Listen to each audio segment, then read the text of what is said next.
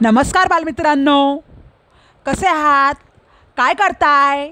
दिवाळीच्या सुट्टीनंतर अभ्यास सुरू केला ना सगळ्यांनी? आता आपण मोठ्या उत्साहाने अभ्यासाला सुरुवात करायची आहे. मागच्या व्हिडिओमध्ये आपण चुलीवरची खीर ही कविता तालासुरात गायली. तुम्ही पाठसुद्धा केलीत ना?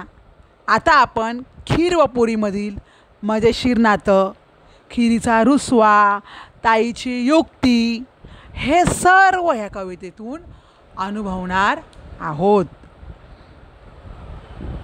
बघा, तुमच्या समोर एक चित्र आलं आहे. तुम्हाला या चित्रात काय दिसतंय बरं? बरोबर, ही आहे चूल. आपल्या गावी मातीची शेगडी असते ना, तिलाच चूल असेही म्हणतात.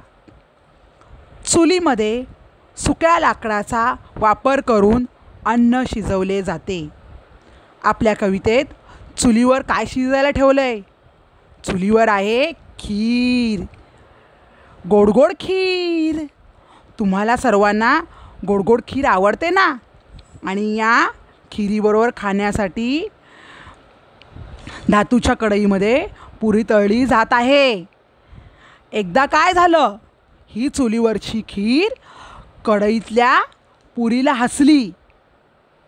खिरीला हसलेले पाहून पुरी रुसून म्हणजे गुरफटूनच बसली. तुम्ही सुद्धा असे रुसता ना मित्रांवर, ताईदादांवर, आणि मग रुसल्यावर तुम्ही काय करता? बरोबर, तुम्ही सुद्धा कोपऱ्यात जाऊन बसता. रुसल्यावर तुम्ही इतरांशी बोलतसुद्धा नाही. तशीच पुरीसुद्धा रुसल्याने फुलली नाही.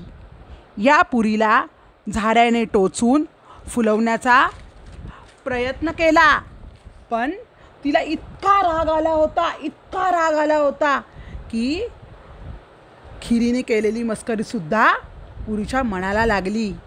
तिला वाईट वाटले.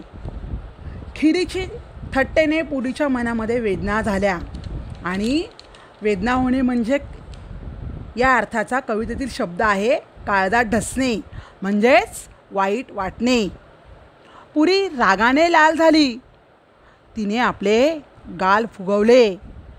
तिचे मन भरून आले, म्हणजेच तिला खूप दुःख झाले, खूप वाईट वाटले. आणि काही वाईट वाटल्यावर काय होतं रे? बरोबर, रडायला येतं ना. तसेच या पुरीचे डोळे झरू लागले, म्हणजेच पुरी रडू लागली. रागाने ती तरातरा म्हणजेच वेगाने चालत जाऊन ताटात बसली. खीरसुद्धा इकडे थंड होऊन वाटीत जाऊन बसली.